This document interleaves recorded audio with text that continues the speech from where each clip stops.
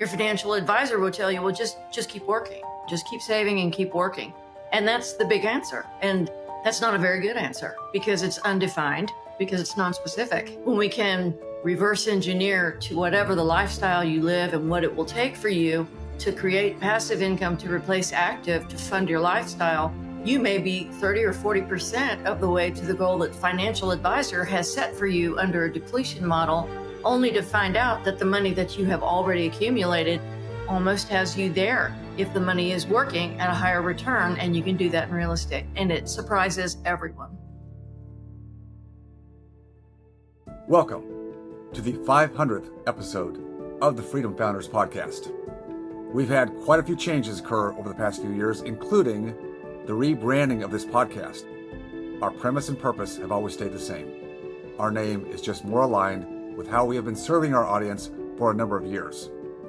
For this special episode, I want to go deeper into the conversations and actions necessary to create freedom, autonomy, and fulfillment.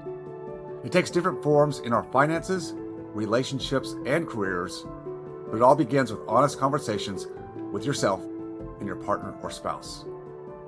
Creating the freedom I have today took years of hard work in every aspect of my life. Helping others get to that same level of freedom and beyond faster than I did felt like a natural progression of my purpose, my next after dentistry. Helping others find peace of mind, the spark of living their best lives, and more time for the relationships in their lives is why I do what I do today. In this episode, my wife Kandace and I discuss how and why we created the Freedom Founders community. How does the Freedom Founders community replicate the results I have created in my own life with real estate investing, self-discovery, financial planning, education, and more time off for what matters most? You'll also hear about the conversations that we facilitate between spouses that create connection, clarity, their vision, and provides the momentum to accomplish their goals, including achieving financial freedom. The top takeaways from my top 10 most popular episodes, and an overview of where we are in the market, why you need to be more aware of your finances and investments, and how the Freedom Founders community is leading the charge. This episode shares so much insight from the past few years. I know you'll enjoy it. My wife here, my better half, who inserts and helps and backs me up in so many ways and has been a supporter all the way along when I'm sure she thought many times, and I'll let you speak for yourself, babe, but you thought many times, what the heck are you doing? What are you doing out here trying to figure out what your next is? And my next came because of my daughter's health crisis, which is totally another story. But essentially, I made the decision how many years ago now? 18 years ago, that I needed to remove myself from the practice, because while it was what gave me the ability to make money and income and support a family, it was tying down my time. And my time needed to be more focused on my daughter. I just did not need the back and forth and the tug of war between my obligations in both places. So I made that decision to sell the practice. I sold it once, had to take it back, sold it a second time, and then I was done because we got the cash out. It was sold, not to have to take it back again. And then I was kind of in a little bit of a quandary, not a quandary regarding why I did it. I wanted that time, but the quandary was, what else am I going to do? Am I going to go back to dentistry in a year or two after I spend time with my daughter, or what? What do you remember about those early moments? I suppose my observations would be a little bit different. If you've been in his orbit for any number of podcasts or years, you know his story is that while he appreciated what dentistry gave him, that his real light in the tunnel was when he could go to real estate meetings and start learning about doing real estate, that was what really excited him. Not that he didn't take all of the CE and the courses in dentistry to be the best dentist that he could be. But when I met him, he had already made up the decision in his own mind for the sake of his daughter that he needed more time. And he wasn't sad to leave the industry of dentistry. And he was looking forward to the freedom that it would give him to do the things that he enjoyed more. So I don't know if any of you might feel like that, but sometimes when we're young, we make the best choices that we can make about education and about what we're going to be when we grow up. And then we get a little bit older and find out that it's great, but maybe it's not perfect. Maybe it wasn't ideal. And he figured that out for himself. And so once he gave himself the freedom, then when he got the practice back, he made the decision to do it entirely differently. He managed it like a business. instead of being the technician. And that gave him the freedom to continue to grow in other areas, whether it was marketing or it was client funnels or, more real estate, more exposure in real estate. And he changed. And I watched him. We had just gotten married when all this happened. And he changed the focus of his life so that he could do these things. When he finally did sell the practice the second time, buyer wrote him a check and we were done. And that was the end. And then he had this open future with which to throw himself more into real estate, or to even ask if that's even what he wanted to do full time, or if he wanted another variety of how to be involved with people. And he received inquiries from people who knew that he had sold the practice and they wanted to know how he did it, because they were still tied to the chair. They still had debts. They were still practicing doctors. They knew him from dental school. And so they started asking him a few, just enough. How did you do that? How did you retire at 54 or however old he was at the time? I don't recall anymore. Could have been, it was 54, 53 or 54. And so he found a venue to start offering just some informal training just to test it out and see if it would work. And it's been building ever since. And he has tested and iterated through the years. It's been, 14 years now? 15 that we've been doing this one way or another. And he's a learner, so he's always learning and getting coaching in everything that he does, and then testing new methods and techniques. He had to figure out what we were even going to teach. Were we going to include practice management skills, or was that anything that he really wanted to do? And we looked into that, and he decided for himself, no, that's going back too much to dentistry. That's not what I want. What I want is to teach real estate to people. But I don't even really want to teach real estate. I just want to help people do what I did because that's what they asked me for. And gradually, that's exactly where we ended up, was to help people replicate his results without the brain damage, without having to do it actively yourself, hopefully mitigating as much risk as possible along the way, and giving people an opportunity to decide if they want to continue to practice or if they wanted to sell their practice. The choice could be theirs, but they could create options for themselves, just like real estate created options for him to be able to retire when he did. That's my view. Well, that sets the scene pretty well, I would say. It was a gutsy move, but I had a lot of motivation to do it. My daughter, without her situation, I pretty much doubt I would have made that kind of a move, because that's not what we do. When we go to school, put all the time, the effort, the education into technical skills that we deliver as professionals in our practices, that's not something you think about giving up easily. And most people don't until they're either physically at the end in their 60s or sometimes close to 70.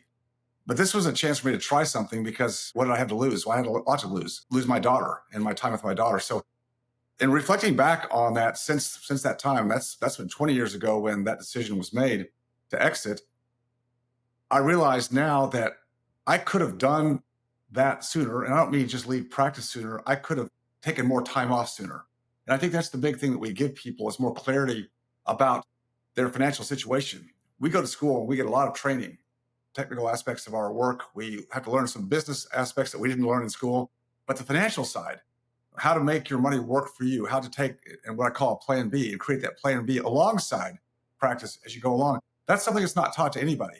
And I realized that I had figured that out essentially for myself. Now, I'm not saying I didn't have coaches and mentors and people that helped me in real estate, but getting the framework and what we call today a blueprint for our members has been the key. And it's different for everybody.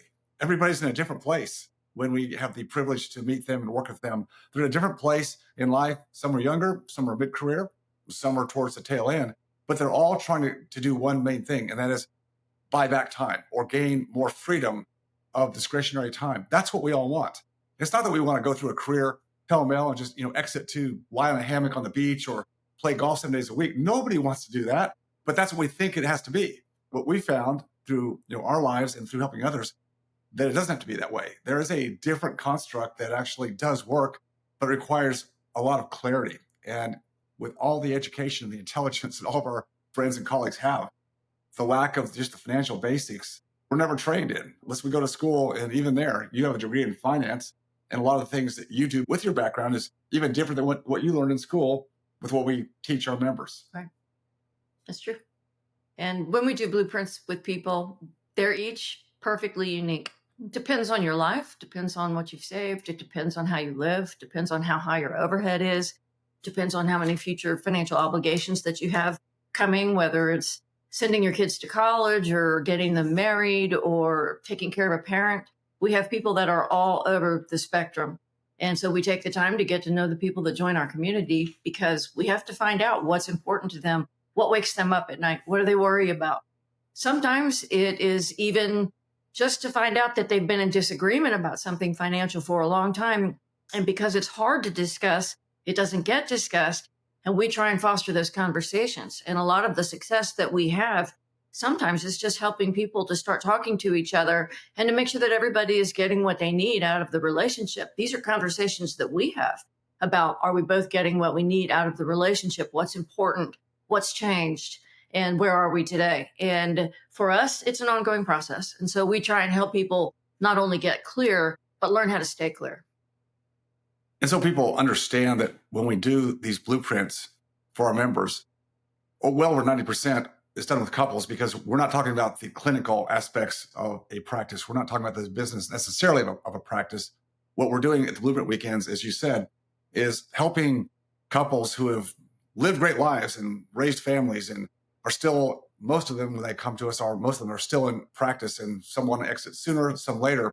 But what we find is having the ability to communicate at a different level than just the busyness of everyday life. The kids, how much money's in the bank? What are our taxes? Are we putting enough money in the 401k? I mean, these basic things that we kind of surf the top, and we think we're appropriating our life with a plan, but really it's hodgepodge for most people. They're doing things, and there's nothing wrong with doing something that's better than nothing, but without an orchestrated plan, helping them get that clarity. We often start our Blueprint Weekends with the statement, all progress begins by telling the truth. And we start it that way by telling about our flaws, our background, the things that we have made mistakes in, because we all do, and what we've learned. And it really kind of takes the air out of the room, meaning that our couples at that point are able to really share deeply. And when that truth is told, that's when we can really help them determine how much is enough, meaning how much do we need in capital and investments and net worth and returns, to reverse engineer back to what do you want? What do you want? And again, it's based on time. It's based on time. And the lack of clarity on that, lack of confidence, I think, in today's financial market, the volatile world that we have today, it's very difficult for people to figure that out. It's not a science per se, but there really are some adjuncts that once people learn that they can understand enough of the basics of finance, the economy, investments, particularly in alternatives, which is what we like, that they can really direct their future and have the ability to do that in a very, very positive way. That, again, is done more together, even if one of them is more in charge of the finances than the other, often is the case, but still they're same paged and understand there is a path we're taking. There is some clarity and focus. And I think that helps marriages a lot to do that. That's what I've seen with our members who oftentimes come with malalignment, not because they intended to be that way, but once we help them get on the same page and each one gets to see what's in it for me, along with the marriage and the family, what's in it for me? And we're all different in that regard. So we have to find out, how do we bring that together? Both parties in a marriage, in a couple, in a relationship, get to say, okay, I'm willing to do this with you because I see that I'm going to get what I want.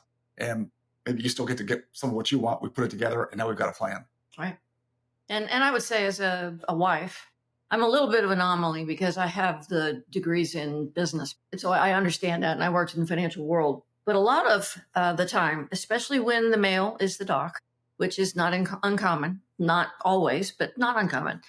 Sometimes the wife feels out of the loop where the financial conversations are concerned. Sometimes she doesn't know how to have the conversation. Because it's unfamiliar, that makes it a bit intimidating, and it doesn't have to be. And so we have had many experiences where it just facilitates the conversation on a level where they're now communicating on an educated basis. And that goes a long, long way to making the ladies in our community that are not typically involved in the financial side of the dialogue feel very secure, because they understand what's going on. And they don't have to worry if something happens to their spouse, that they're going to have a handle on what their financial life looks like. Who do they reach out to for help? And every other sort of area of shadow that they don't understand, they worry about in the future. It clears a lot of those things up. And that's a huge hurdle to taking the pressure off of both members of a marriage when they're having a hard time getting these conversations jump-started. Some of the common themes that we find doing so many of these Blueprint Weekends that we've had the privilege to do are that once couples get clarity about what they really want in life and find that, they're closer than they think to getting to that. Again, that is defined by them. That's what we help them do. We define it. We get it narrowed down and defined so they can see a timeline. They're closer than they thought. And we find not only do a number of them go ahead and put their practice up for sale relatively quickly, if that's where they are in their career, or if that's not the goal, then the goal is to get more time off and go from, say, 3.5 or 4 days a week down to maybe 2 days a week, or bring in an associate, or even think about a phase transition with a partner. The hard thing for most dentists, we're not taught how to collaborate, how to partner, how to share. We're controllers. And that's very limiting in life, because until you're able to find ways to, again, I use the term loosely, but partner or collaborate or delegate even, hard to do it, but that puts like a glass ceiling on our efforts to not gain a bigger practice or larger revenue or more EBITDA. That's all fine if that's what someone wants. But again, what's the real goal? The goal is to buy back your time. I want to pipe something in on that one too, because I didn't know this. I'm married to a dentist, but I wasn't all of my adult life. And I learned in the hundreds of couples that we have worked with that dentists are very isolated creatures. They don't talk to the dentist down the street because that would be giving away potentially competitive advantages. It would be anti-competitive, if you will. It would be, disadvantageously revealing whatever your practice secrets are or anything like that. Go to a dental association meeting. That's more about CE. That's more perhaps even a little bit of chest beating and bragging. But whatever the case, when dentists come into this community, they find an opportunity to talk about things that they have never had an opportunity to talk about. They get tips for things that they can try in their practice with their staff or the front desk or whomever from other members in the room, because they are geographically dispersed all over the United States, sometimes even in Canada.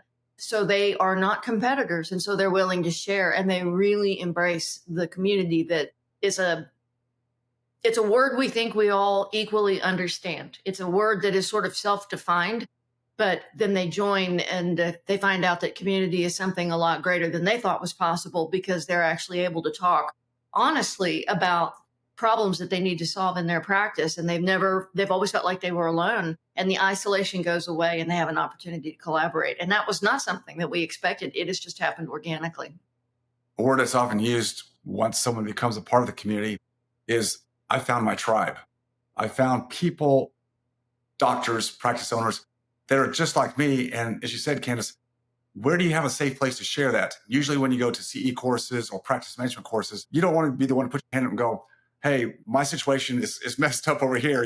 I'm losing too many staff members with turnover, or my practice numbers are down, or I just had this big case that I had to do it over again. I mean, it's really hard to go into a room and feel safe to talk about those things. Well, Freedom Founders, we talk about life as much as we talk about anything else. And I think that's the difference. That's why the community, or as many would term it, the tribe, is so valuable. Because yes, you're learning a lot of new things, but you're learning with other people who are open about fallacies that maybe they believed in, and how coming together as couples has reunited them in a force to get what they really want in life. Again, it's not about selling your practice for some massive multiple someday down the road when you hit all the numbers, because that's hard to do today. It's really, really hard to do. It's really not the ultimate goal, but it's the typical goal, because that's all people know how to measure success by, or measure when I can let go and maybe exit this life and this career path. It's been great to a point, but giving yourself the permission and the knowledge base to do that is something that I find in Freedom Founders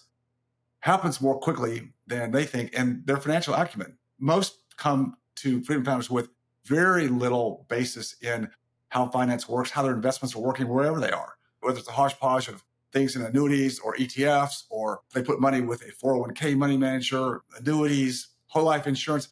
None of those things are bad by themselves. The problem is when there's not an orchestration where our members can see, how is this really working for me? How do I measure it? And that's where the uncertainty comes from. And getting a handle on wherever you want to put your money, that you understand what you're doing and why you're doing it and what makes sense in the economic environment. That's what I think our members really gain some confidence on. And I think that's why Freedom Founders has become successful. It's not because of me, you, it's because we have been blessed, I think, to attract not only great members, as you said, but also great, for a better word, informal board of advisors, because the other collective wisdom of people that have joined the mission, and I call it a mission, have joined the mission to be with us. I mean, we have other professionals in the regards of a securities attorney and a chief financial officer, but we have a lot of people who have been really, really deep dive many years into the real estate markets, but also in the financial markets, taxation, and all the areas that we all need some help with. We've really been able to put this together in a way that people have a resource to go to kind of start to put it together, even within their own life and their own advisors. And not to front run your points that you're going to make, but he said something that I hope you catch. And it alludes to a mini book that he just put out called How Much is Enough? It surprises people not only that they're closer than they think they are, but it will take less than what their financial advisor has been telling them that they have to have for them to achieve the kind of results that members of our community have achieved. And we clear that myth up. Your financial advisor will tell you, well, just keep working. Just keep working. Just keep working. Just keep saving and keep working. And that's the big answer. And that's not a very good answer because it's undefined, because it's non-specific. When we can reverse engineer to whatever the lifestyle you live and what it will take for you to create passive income to replace active to fund your lifestyle, and you start looking at what you've already done, you may be 30 or 40% of the way to the goal that the financial advisor has set for you under a depletion model, only to find out that the money that you have already accumulated almost has you there if the money is working at a higher return, and you can do that in real estate. And it surprises everyone. Let's take just a few minutes, Kandace, and talk about a few of the other takeaways that we've, again, had the privilege to see through the eyes and the background that a lot of our members bring to the table. You know, the inability to delegate, partner, trust other people. That's a hard one. It's a hard one. Something that we talk a lot about in Freedom Founders. How do you trust and verify? You know, giving up some control to get further in your life and what you want. That's a hard thing to do, but learning how to do that and do it well is a skill set that at some point we have to develop. Otherwise, again, there's a kind of a glass ceiling on our ability to get where we want in life, which is, again, not necessarily about more money or more net worth, but about how do we utilize the assets we have and make better use of them. Can't do it all by ourselves. Going solo is, in my opinion, a big mistake, though I tried doing it a lot of years myself until I saw the light. And after exiting my practice, put myself in other places besides clinical dentistry, which, again, was the focus. It's the focus on our clinical skills. That's what we're taught in school. You've got to get the education to get the degrees, and then get a skill set in some form or fashion that you take to the world to solve problems. And that's important. Never was, don't want to be a trust fund baby. I wanted to have a relevance and a purpose in life. But how can I also do it and not be chained to a schedule for 40 or 50 years? Early on, trading time for dollars, it's appropriate. That's what we do. My message to everybody, and particularly younger people, is do that trading time for dollars to a high degree. Do that for as few years as you can. Not that you're going to quit working, quit being purposeful, but you can elevate yourself in ways that otherwise you never give yourself permission to do. And I think that's what I found a lot of our members are finding. It goes along again with our control nature, our failure to seek help and guidance, whether it's from a coach or mentors. We feel like we're weak. If I reach out for help with something, people think, well, wait a minute, you're a doctor. You have all these credentials. You've got to be very smart. What's wrong with you if you need help in some areas? And I just say, look, we can't know everything. The world is too complex today, way too complex. We do not have the time. So why not collaborate with other people, the right people, bring together something that gives you that clarity again, that will drive your momentum towards freedom, which is what we're all about in Freedom Founders. I think the other thing I'll say is the word that's tossed around a lot in the world today is passive income. Everybody wants passive income. And I think that's a little bit of a misnomer, because the only kind of passive income I know is put money in a CD or a savings account or maybe buy treasuries. There's nothing wrong with that.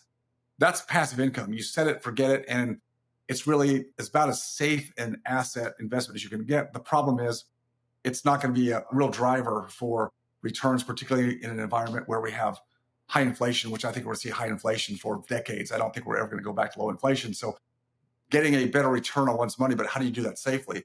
So passive income to me is a misnomer that I don't like to use in Freedom Founders, because we teach an active involvement, not going out and starting a second business. That is, I'm going to go out and be a real estate operator. I mean, for some people, maybe that's relevant. For most of the people in Freedom Founders, that's not what they come to us for.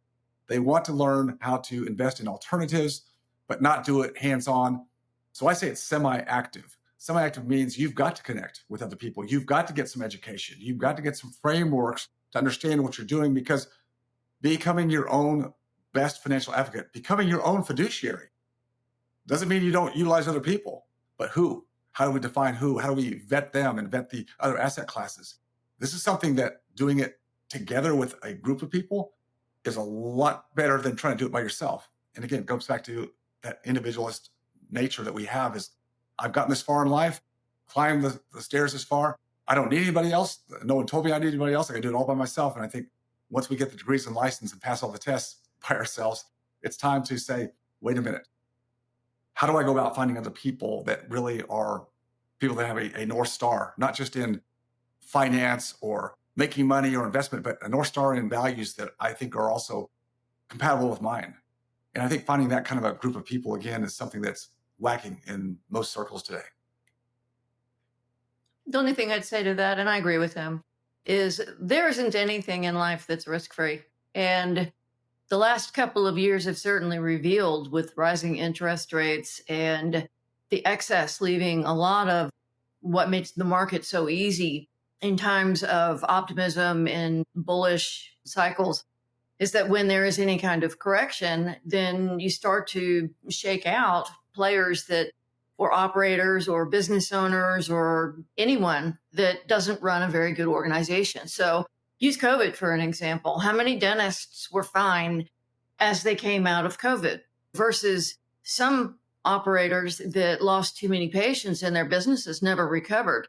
It was completely unexpected, and it's a very insulated industry, but it's not risk-free. Nothing is. And that's why the education and the collaboration, the ability of our doctors to educate one another, to dig in, and then to share things that they've discovered and participate in group calls where they can have meaty conversations about what they find and what they're learning and what it all means, and to kind of create the dictionary, the library in your own mind of how to apply different concepts and terms, how to manage a portfolio of your own private wealth, what level of risk, is appropriate for you and your family. We don't manage people's money. We teach you how to manage your own. And we do more all of the time just to try and encourage our members that there are ways to put on belts and suspenders to protect yourself as much as is possible in a world that is not risk-free. Kandace, what do you enjoy most about what we do in Freedom Founders? We do a lot, and you've been really, really helpful and supportive of me, even during times when I think you probably question my sanity about why am I doing all this or trying to do this, because it didn't just go in a straight line. There was ups and downs, twists and turns, as there is in every part of life. But what do you get out of this? What part of this do you enjoy or like about what we get privileged to do in Freedom Founders? Well, we get to structure our work life in a way that is very inviting to both of us. We don't have to commute anymore. We work from home. We are free to travel as little or as much as we wish with regards to what we put on the calendar. And as the years have gone by, less is actually, oddly enough, more preferable. It's just nice to be at home. But we've had the opportunity to do things we would not have had the opportunity to do because we're not on an employee's calendar, which I was as an employee for many years. I love to see the transformation in people's lives when they come in and they come to a blueprint day and they start having these conversations, and they go away generally very enthusiastic about what they're getting ready to do and what they're going to implement for their own family and for their own lives. And then talk to them 6 months and a year later, and they are enthused with learning, and they are making changes and perhaps adjusting their burn rate, their monthly expenditure, what they live on, just making adjustments, just adjusting their life with a strategy instead of rewarding themselves with too many toys that make them feel like the work is worthwhile because you get your rewards out of it. The reward system shifts because people get a better handle on what it is and why they're doing it. And it gives them a sense of control over something that they previously thought was out of control. And it's very empowering to people. And to see people see the haze of that fog of confusion lift and to have meaningful conversations together with their spouse,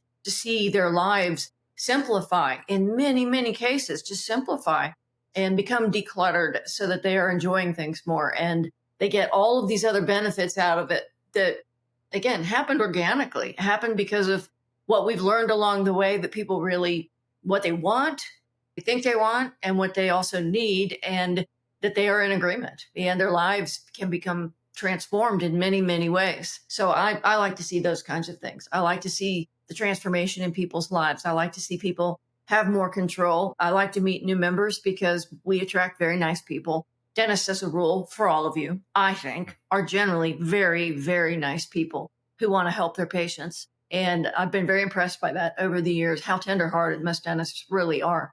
And they don't get much of an opportunity to express it. And so just seeing people rosy up their lives, their countenance just changes. They become more positive and more cheerful. And you can be great to start with, but you come in and some of these things that were murky get cleared up, and, your spirits lift higher. And it's fun to be involved in something as opposed to owning a tire store and people are bummed when they have to come in and buy a new set of tires because it's a necessity, but it's not an enjoyable expense. This is a community where people come in and they're there to have a good time. They're there to learn. They're there to get all of good out of it that they can possibly get for their family. And it's just great to be involved in something so positive. We're all lifelong learners. We never want to stop learning. And I think that's what we find with this group. We've spent a lot of time, invested a lot of time to learn a trade or profession, become better at it, to be the best we can. And there comes a point where everybody's going to look for what we've called their next. What's your next? Once you do decide to leave your profession, your career, your clinical business aspects, what are you going to do? And we've seen a lot of our members like to get involved more with thinking about finances because it also provides a framework for them to also engage with we call in our tribe, the next gen, the younger generations, which I love to invest in as well. And within our membership, the next gen is heavily involved. We invite them to be involved. And I think these conversations as family members, where we want our kids, our grandkids, our nieces and nephews, we want them to have the best opportunity. But what we know is just giving them money or giving them a debt-free education, if that's what we feel like we want to do, is not the only thing we need to do. They've got to become resourceful in their own right. And I think what we've been able to do in Freedom Founders, expose a lot of the myths, misinformation, the propaganda that's out there that is really self-limiting. And young people today have, I believe, a harder path to take to however you want to define your freedom than our generation had. That's just my take. And how can I give back? How can we as a community give back? How can we help our members give back to their kids? It's passing the torch on. And I think that's a big part of what Freedom Founders has become. And that's where I really plant my flag is, yes, we help our members first and foremost, but their next gen, our kids, the generations to follow are the ones that I love to see more investment in. So they've got more opportunities and not feeling desperate or frustrated about the way things are in the market, economy, and politics today. And there's understanding between the generations, David. It's too easy for those of us who are over the age of 55 to think that this baby boomer span of history that we have enjoyed is going to feel the same for the children. It's not. Even the adult children under 40, it's not the same out there. It used to be Gen X, and then it was Gen Y and the millennials and everything else. But the world really is different. We've had the wind at our back since OPEC, since World War II. We take it for granted. But the younger generation senses that things are different and that the lifestyle that a lot of the baby boomers were able to build and the standard of living increases they were able to acquire for themselves with hard work, with the corporate environment, with medicine, with whatever your area of expertise over your lifetime, it doesn't look the same for them. They're going to have to think differently, and they're going to have to think in new ways that you can probably learn from as the adult in the room, the adult in the room. Fostering the conversation between young adults and their parents where there can be a mutual understanding of it's okay that we don't see everything eye to eye because things are different, but can we talk about it? Can we converse about it? Can we come to a meeting of the minds? And we can show, frankly, not to chastise myself or anyone else, a little more respect to those younger folks because we had advantages in terms of the ease with which we could enter the business world that they don't have today. And they're having to think differently. And I think that conversation is really important going forward. To mark this 500th episode, I want to reflect on some takeaways from the top 10 most downloaded episodes, starting from number 10. Episode number 382, Dr. Cody Cowan, Financial Freedom by 40. It's all about your network and relationships. The inflection point of a good mentor. Dentistry is more than just technical, the value of soft skills. Your network is your net worth. Episode 243, Dr. Stephen Motner, Maximizing Profitability in an Era of Commoditization. Hiring teachable employees and staff. Hiring an associate is not always the solution. Episode 334, Justin Donald, Investing in Assets to Create Your Freedom Lifestyle. You must be intentional about self-educating and self-networking. Being around top performers is a best practice, but top performers of what? Lifestyle first. What do you want your life to look like? How can you make it happen? Episode 360, Rob Swanson, The 8 Rules of Investing, Part 1. Marketing and sales are understanding human nature and solving problems. Simplicity is key in investing. Episode 344, David and Kandace Phelps, Risk is Necessary to Find Freedom, Part 1. Strikeouts don't define you. Asking questions creates clarity. Clarity begets better results. Episode 353, Dr. Jim Rocker, Family, Legacy, and Freedom. How to get there sooner, not someday. Living legacy versus leaving legacy. Stock market model versus cash flow model. Episode 364, Trey Taylor, A CEO only does 3 things. CEOs are responsible for culture, people, and numbers.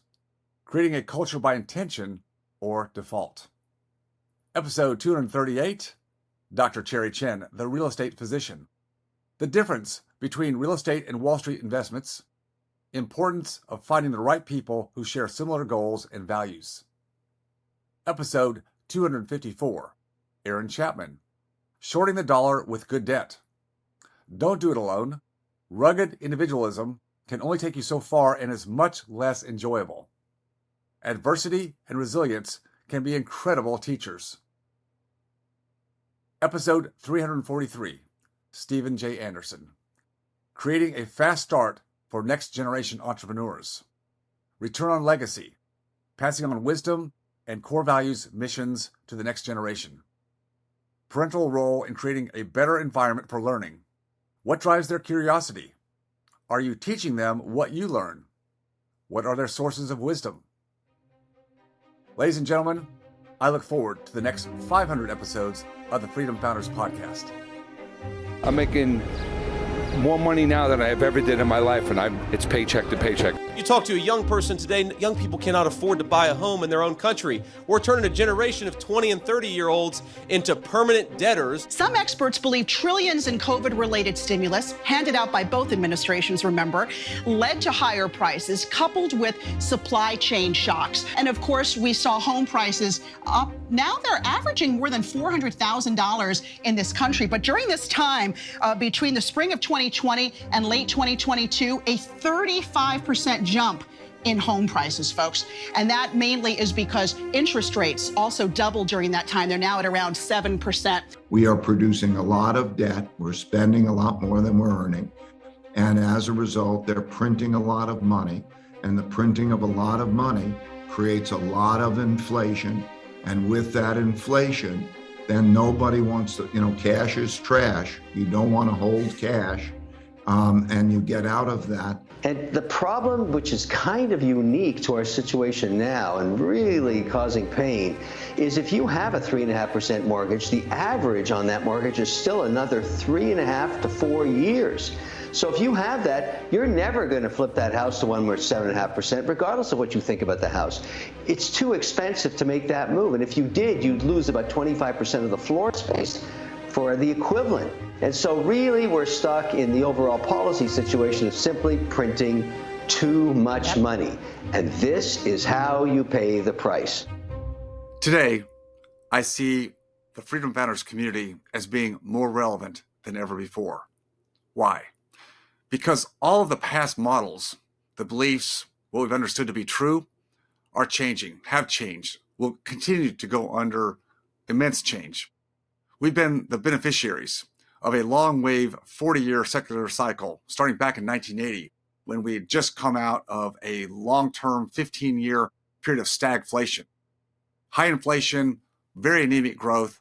The Federal Reserve was called in to cut back on the inflationary effects, and the political will was there to do it. Also, we didn't have the massive debt that we have today. Going forward, we've seen this last 40 years of declining interest rates turn back into higher interest rates, higher inflation. In other words, we're going back to some 40 years ago, but this time is different. It's similar in many ways, but it's different in the fact that all of the issues, the underlying infrastructure issues of the economics that we have been exacerbated. The negative parts of it, meaning massive debt, the entitlement culture, and the irresponsible fiscal spending that goes unabated in our culture today. We saw this begin back really in a high stakes event coming out of the 2008 Great Financial Crisis, when the TARP funding rolled out and the Federal Reserve tacked on about $800 billion, just shy of $1 trillion, to juice the economy, to prevent us from going into a dark cascading recession. And you could say it worked, but the problem is fueling the economy, fueling our lifestyles with debt, even though the government can print more money to a point, is not a plan for the long-term future. It's kicking the can down the road. In our own lives, we know we can't do that. We can't just add on more and more debt, even if we can access the credit. Well, the U.S., because of the dollar being the reserve currency, has been able to do this for many, many decades. That ability is beginning to wane as we're seeing across the globe. More and more countries are starting to distance themselves from the use of the dollar. The petrodollar is now being surpassed by China and Russia and the BRICS nations using other currencies or a mixed bag of currencies, so they're not feeling like they are under the footprint or the pulse or the finger of the U.S. government. That's going to have a big change for us. Freedom Founders is a place where we come together as a community with a lot of formal and informal advisors and access to alternative investments, which in my own experience, my own biased experience, has been the absolute best way to get to freedom. There are certainly going to be other avenues, but to find a cohort, a community, a tribe where you can do this, meaning learn to be your own best financial advocate, your own fiduciary. That doesn't mean you do it solo. It doesn't mean you read all the books or you get an MBA in finance or become a commercial real estate broker or a day trader or options trader. No, it means you full time, you collapse time by being in a group that is on the same path, the same desires. You are able to access and leverage the collective community, both from the standpoint of the knowledge base and the ability to implement your own custom plan, but also to have the wisdom and the ability to bring out the best potential investments. And do that as you may like with your better half. In Freedom Founders, we work a lot with couples. In fact, I'd say over 90% of our members involve their spouse, their significant other, to a great extent. And that allows for clarity and a defined purpose and creating a defined timeline of success based on freedom of time, relationships, health, purpose, and meaning. It's not all about the money. Yes, the money and the assets and the investment is important, but until one has clarity about how much is enough, how do you determine that number and how do you reverse engineer from what you want at what point in time back to where you are today? Until that happens, too many of my hardworking colleagues are on that constant hamster wheel and they can't seem to find a way off. My personal mandate for Freedom Founders is not to grow the community or the group necessarily bigger or a lot larger, but to have greater impact. I love working with couples. I love knowing about each one of our members, what their goals are, about their family, what they're striving for, what their story has been, and how they themselves, as they gain freedom in their own right, their own understanding, is that they're going to in turn carry that message, that understanding, those frameworks, that knowledge base to other people, primarily to their family, to their own children or their grandchildren or nieces and nephews. That's how I can have a ripple effect over many without having to serve many at one time. That's what I enjoy most, is the personal relationships, because In my mind, that's what life is about. It's a journey, not a destination. Life will always be a journey, and having the ability to go through different evolvements or phases in life and not being stuck to one type of career path for, let's say, 30, 35, 40 years, but having the room, the margin to give yourself permission to take more time off because you're not stressed about money, not stressed about net worth, not stressed about how big the practice is. Yes, those are important numbers and metrics, and we do look at those, but putting them in perspective, in place, so that even as we're on the journey of our career path and raising our families, that we can actually stop, smell the roses, and not feel guilty about it. That's what I love about what we do in Freedom Founders. And so much of it is based on mining my own experience. What I've learned, the hard knocks, the lessons, following other great mentors and guides that have taught me principles that I never had any formal education for. It's been real time, real work, and I've got the scar tissue to show. If I can relieve others of having much less scar tissue than I've had, then I've done my job. We all have to go through experiences. Why not do it with a tribe? Why not do it with a community of other people who are on the same path that help us move forward and develop the self-confidence that we too can build a life of freedom, autonomy, and independence. What this country is based on. And we want to deliver the same opportunity, the same message to our kids and our grandkids. This is what Freedom Founders is all about. If you're interested in learning how to create your freedom blueprint throughout market volatility using real estate as a cash flow generator to replace your active income, I encourage you to schedule a call with my team at freedomfounders.com/discover. That's freedomfounders.com/discover. I'm also hosting a web class next week to discuss building your financial arc, protecting yourself from volatility and the turning of the market cycle. This web class is free, but you do need to reserve your seat by going to freedomfounders.com/web class. That's freedomfounders.com/web class. Don't forget to hit the like button and subscribe to the podcast wherever you're listening. I'll see you next time.